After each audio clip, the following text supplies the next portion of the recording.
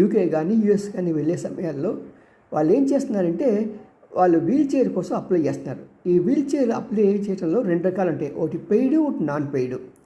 Paid దాంట్లో చాలా చక్కగా రెస్పాన్స్ ఉంటుంది. అన్పెయిడ్ దాంట్లో వాళ్ళు అక్కడ ఎవరు పట్టించుకోరు పెద్దగా. మరి ఈ విషయంలో కూడా చాలా తర్జన భర్జనలు జరుగుతున్నాయి.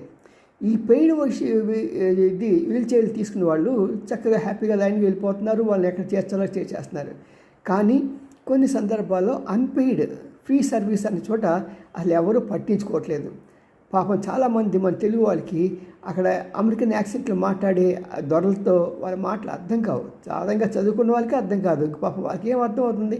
మీ పిల్లలు అమెరికాలో ఉన్నారు కాబట్టి, యూకేలో ఉన్నారు కాబట్టి వీళ్ళు వెళ్తున్నారు. మరి ఇలాంటి సందర్భంలో చాలా డిమాండ్ పెరుగుతున్నది. ఎందుకు? కేవలం వాళ్ళకి ఇంగ్లీష్ భాష రాకపోవటం, పెద్ద పెద్ద లైన్లో వెళ్ళటం అలవాటు లేకపోవటం, వీటి మూలంగా. దీనికి పరిష్కారం గవర్నమెంటే చూడాలి.